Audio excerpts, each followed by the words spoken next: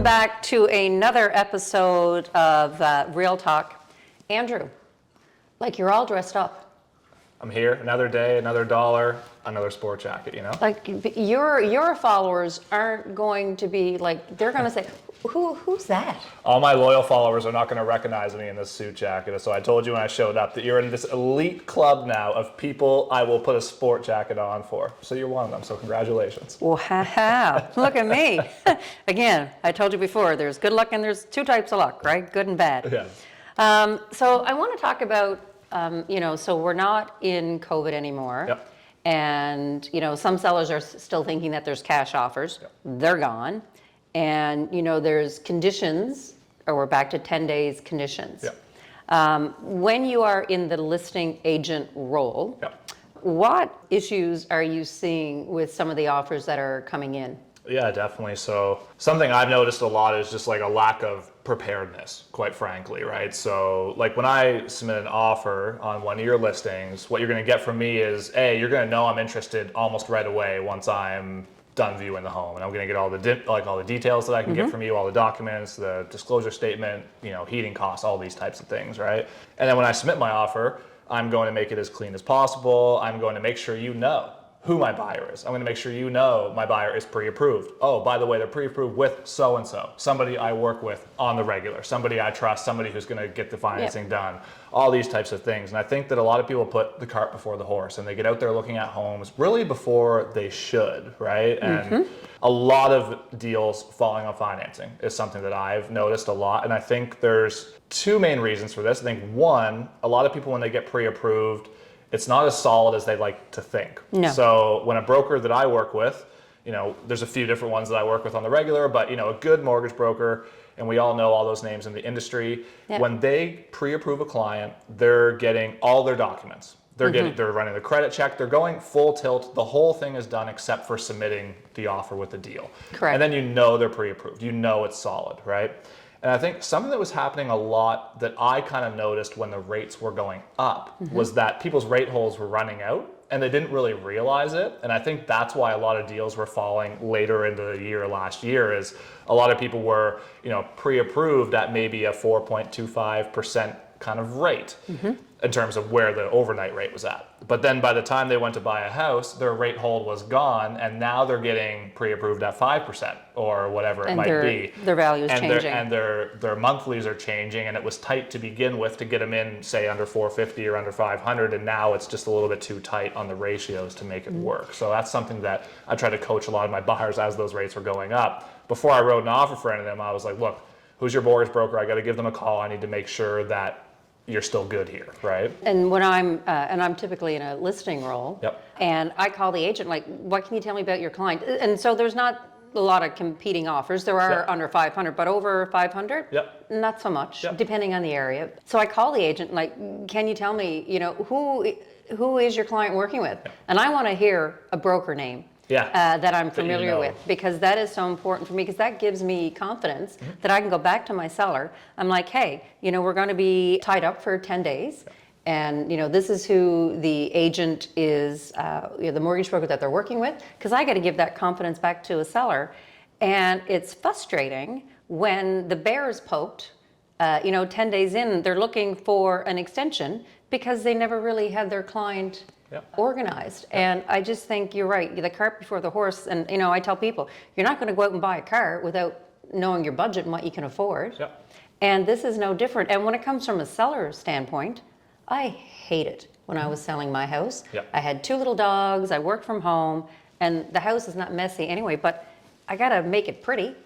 And it takes a lot, and sometimes I'll get a buyer calling, on one of my listings, or they're calling on a listing, and I'm like, hey, who are you working with? Oh, no, we don't have our funds yet. I just want to go see the house. And it's a big burden on a seller to have someone come through the house regardless of the price point. It should be, you need to be prepared. It's something that I think is kind of underestimated a lot of how exhausting it is as a seller to have your home on the market, how you have to be, you basically have to be ready to go at all times. And you get so many showing requests these days, I find, that are pretty short notice. And it's all well and good if it's a vacant listing, right? But a lot of times I'll get a request at like 1 p.m. to show a house at 5 p.m. And I'm like, well, my guys are at work for starters. They had no idea this was happening today. Yep. Now they got to get home. The kids are coming home before them, destroying the house, the dogs, all that, right? And it's a burden for the seller. And I think that that's something that's overlooked a lot from the consumer side for sure, but even from the industry perspective, I feel like it's something that's overlooked a lot. And I found, over the past few years, I started pre-inspecting because I didn't want to stress my seller out because that is stressful. I mean, waiting to see if they're going to be approved for financing.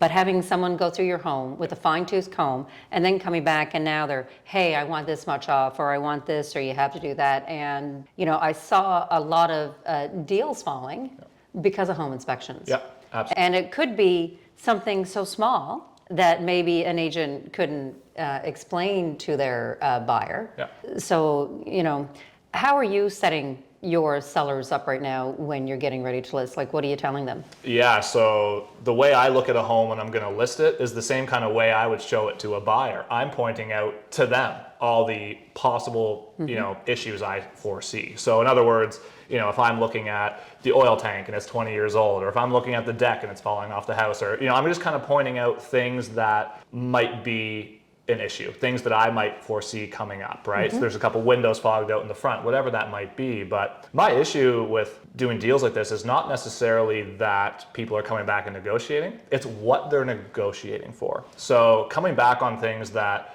are so blatantly obvious, and they were there when they wrote the offer. And for me, getting back to like on the buyer end of things, when I write an offer and my clients are taking all of that stuff into account when they write that offer.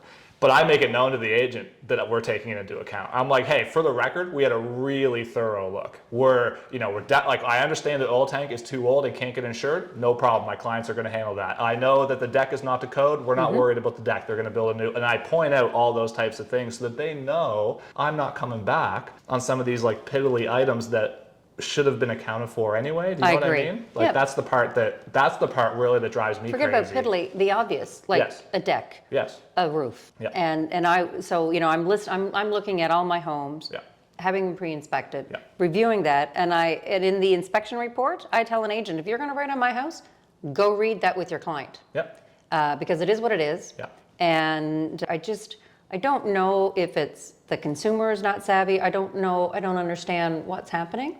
I think it's a mix. I think it's a mix of, people thinking they can negotiate more because the market's not as hot as it was during the pandemic. Because let's face it, there was none of that happening during the pandemic because you knew that they would just go with a backup offer, right?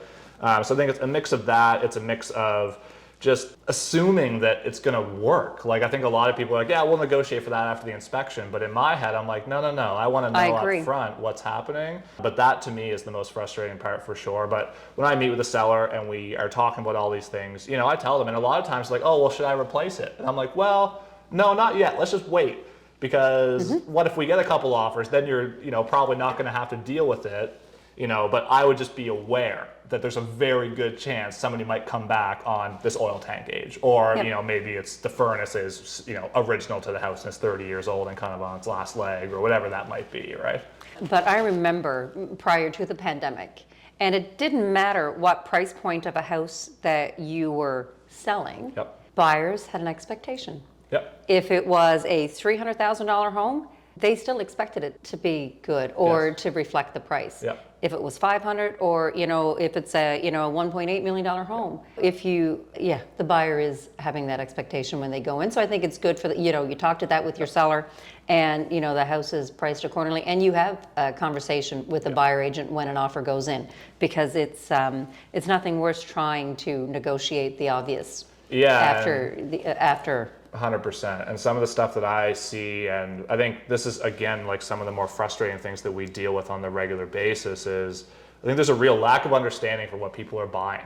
Like, there's a big difference if you're buying a home in Bedford that's 2 years old compared to a home in Bedford that's 30 years old, like in Paper Mill, for example, right? Like those older homes that are 30 years old, they got a lot, like there's some wood rot going on, there's all these things, there's original heating systems, there's original plumbing, there's maybe contact plumbing from back then, there's all these things that, are issues or that are concerns. And it's just important to know that if you're buying that, that is what it is. it's an old house. There's going to be issues, right? I live in a 100-year-old house. It's nonstop. It's fully renovated, but guess what? I'm always fixing something. It's always one thing after the other. So. Or if you're like me in a new house, you have a honey-do list. Yes. My husband keeps saying, why are we renovating a new house? And I Yes. look at him, dear, we're not renovating. We're finishing Yes. a new house. Yes. Getting it just the way you want. Yes, yes. So Andrew, I'm going to totally on topic but off topic. What are some things you think we should talk about upcoming in the videos that would benefit a consumer, both either a seller or a buyer, that we could look at down the road? Good question.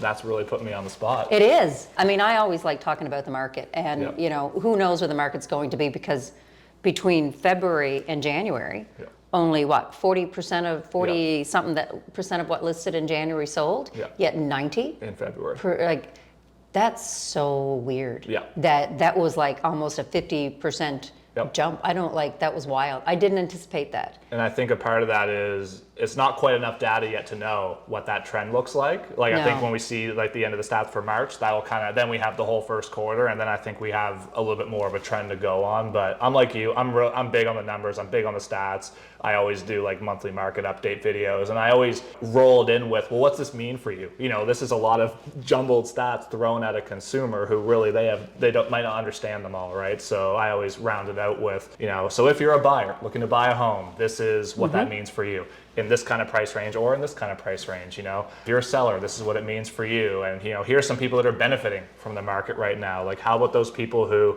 you know, I got a lot of buddies in Governor's Brook, for example, that bought for $269,900. Their house is worth $550 now or $600. Those people that are looking to sell homes like that and move up to something in the $700,000 or $800,000 range, well, that's a pretty good time to be doing it, because you're selling in a really hot pocket and then you're moving up into something that might be a little bit less, right? Absolutely. In terms of on the buyer side. So there are these little niches that, you know, that do, like, the market is working for, but it's not necessarily good for everybody. It's like the weather. Somebody we talked about earlier, Jeremy Cowan in my office, loves when it snows because he goes snowmobiling. I don't do anything in the winter, so I don't like it when it snows, right? So it's always good for somebody. It's just the different weather is better for everybody else. Yeah, no, I think it's going to be interesting to see where the first quarter. Yeah, and again, I think if it's going to continue to be good, I believe it's definitely price dependent. Yes, and absolutely. under the $699 market. And again, I was surprised to see that the luxury market is less than 1%. Yes. Yeah. Well, anyway, I won't keep you anymore, and, you know, thank you. And I'm going to get you back again because you're kind of fun to have. Absolutely. You know, just putting it out there. Thanks so for much. having me. Thank you.